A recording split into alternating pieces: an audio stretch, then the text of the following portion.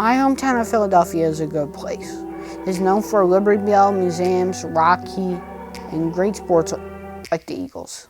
But just a few miles away from these famous attractions is Kensington, which is not known for movie stars or sports, but it is known for heroin and cocaine.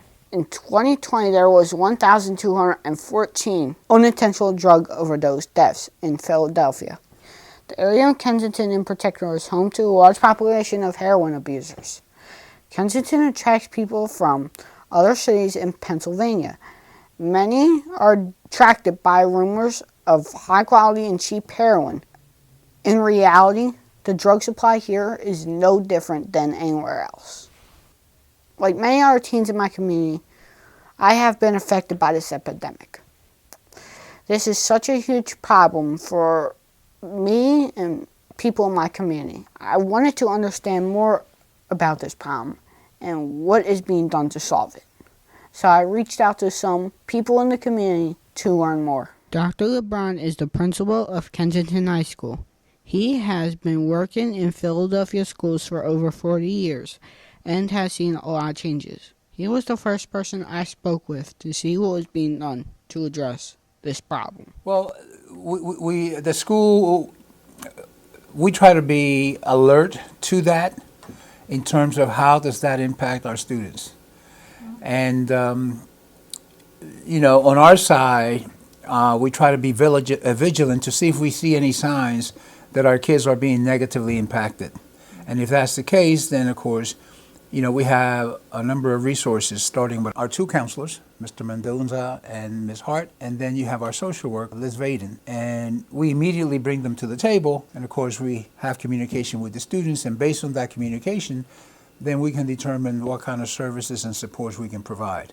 Unfortunately, where the drug and the opioid situation is really prevalent, meaning that every time a student turns his or her head, they see it, and it's kind of part of the environment. That has a negative impact on kids and their outlook, not just in terms of school, but their outlook in life in general. And we as human beings, that takes a toll on us. By nature, we want to be happy. We want to be positive. We want to be satisfied. And whenever we're exposed to those kinds of experience, we get stronger and we grow. The reverse takes place. When someone's constantly being exposed to something that's negative, it becomes a burden, it becomes a load, and yes, it does impact a student's education to one degree or another.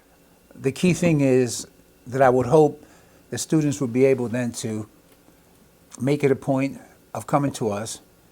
And of course, on our end, we need to let the students know that we have these services and supports available. I just want to say to my students that there are resources, there are folks in the building that help, and that no matter how big the problem is or the type of problem, that there's always a way that we can come up with a plan to support students so they can be successful.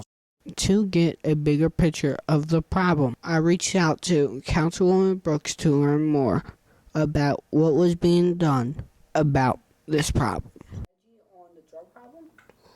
So there are many strategies and there are many programs in the city to combat the drug epidemic, whether it's making sure people have housing, whether we're trying to get people into treatment, whether it's just providing people with the supports that they need. We realize that the opioid crisis and the way addiction looks in Kensington is not something we can lock people up for to clear it out. We have to get to the root causes and find long-term solutions to help people, navigate addictions. The opioid crisis is citywide. However, we see the greatest impact of it here in Kensington. Here in Kensington, we see the open-air drug market like I've never seen it anywhere else in the city. We see just the effects of how poverty, mental health, and drug addiction has just taken over one particular community, as well as taking accountability for the city just the impact of the disinvestment in services to folks is exasperated in Kensington.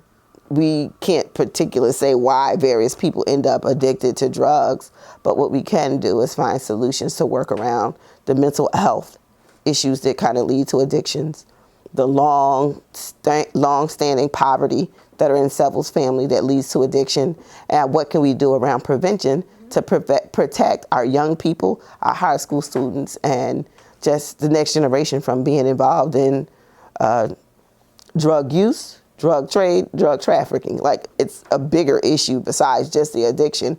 It becomes a way of living for a certain community.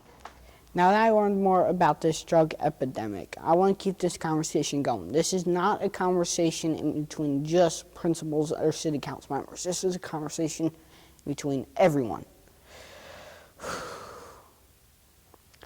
We all got to talk about this, or else it could get much worse.